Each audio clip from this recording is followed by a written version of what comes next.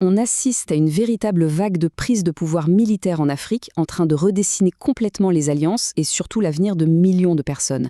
C'est comme une contagion. Alors, qu'est-ce qui se passe vraiment? On va voir ça ensemble. 7. C'est le nombre de pays, rien qu'en Afrique de l'Ouest et centrale, qui sont passés sous contrôle militaire en à peine 3 ans. Un chiffre qui n'arrête pas de grimper et qui nous montre bien que ce n'est pas un hasard, mais une tendance de fond et plutôt inquiétante. Regardez un peu cette chronologie, c'est comme un effet domino. Tout commence au Mali, en août 2020, qui subit même un deuxième coup d'État 9 mois plus tard, et puis ça s'étend. La Guinée, le Soudan, le Burkina Faso, 2 fois en 8 mois, et plus récemment, le Niger et le Gabon. Cette accélération, elle est juste sans précédent à notre époque. On ne parle donc pas d'événements isolés, loin de là. Le mot est même lâché par le président de la CEDEAO, Nana Akufo-Addo, qui a parlé de tendance contagieuse.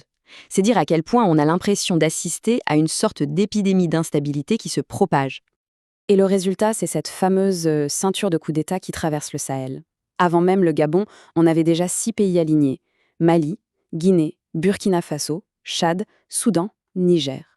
Ça forme une bande de territoire continu qui est aujourd'hui entièrement sous contrôle militaire. Bon, la grande question, c'est pourquoi?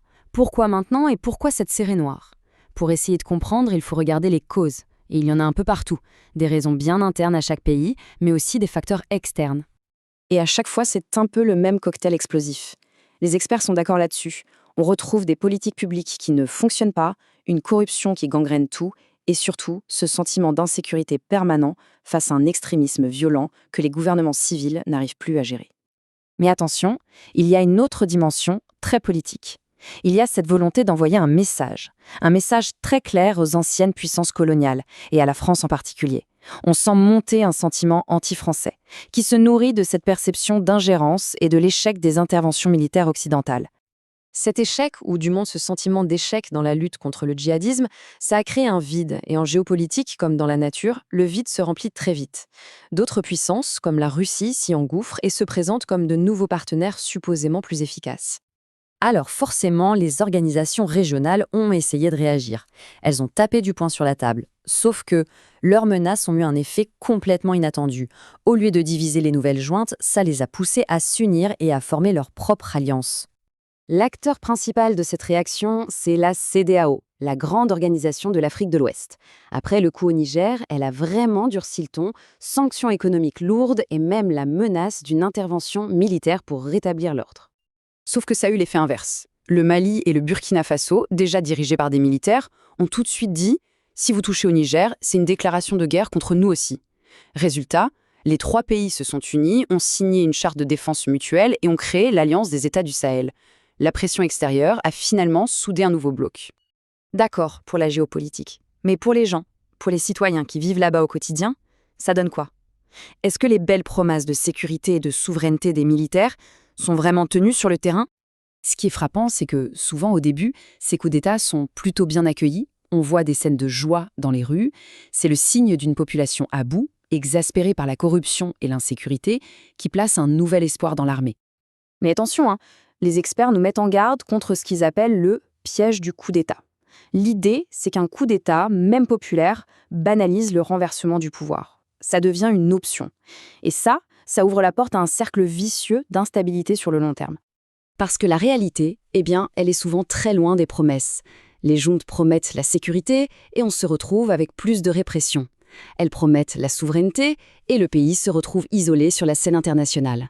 Elles promettent le progrès économique, mais la suspension de l'aide étrangère met l'économie à genoux. Un chiffre pour illustrer ça, 4,4 milliards de dollars. C'est ce que le Soudan a perdu en aide internationale promise juste après le coup d'État de 2021. C'est un coût absolument énorme qui pèse directement sur les services publics, l'éducation, la santé. Et pour bien comprendre ce qui se joue, il faut prendre de la hauteur. Parce que ces coups d'État, ce sont aussi des pièces sur un immense échiquier mondial. Ils s'inscrivent dans une lutte d'influence bien plus large, un nouveau grand jeu. Alors, est-ce qu'on assiste juste à un retour en arrière, un recommencement de l'histoire? C'est un peu plus complexe que ça. Non, les coups d'État, ce n'est pas un phénomène nouveau. L'Afrique, comme l'Amérique du Sud, en a connu beaucoup par le passé. Ce qui change vraiment aujourd'hui, ce n'est pas tant le coup d'État en lui-même, mais le contexte mondial dans lequel il se produit. Ce nouveau contexte, c'est une véritable redistribution des cartes. Le mécontentement envers les partenaires historiques, comme la France, laisse un espace immense pour de nouveaux acteurs.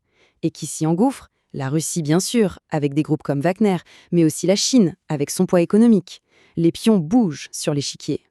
Pourtant, face à tout ça, le consensus international, lui, reste clair.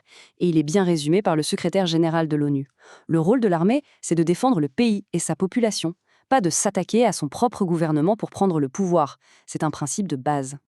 Et on termine avec cette question qui reste ouverte. Dans ce grand jeu d'influence au Sahel, entre les promesses des juntes et les manœuvres de puissances étrangères, qui, au final, va payer la facture? Parce que toute cette instabilité, elle a un coût. Et il y a fort à parier que ce sont encore une fois les populations qui risquent d'en payer le prix le plus lourd.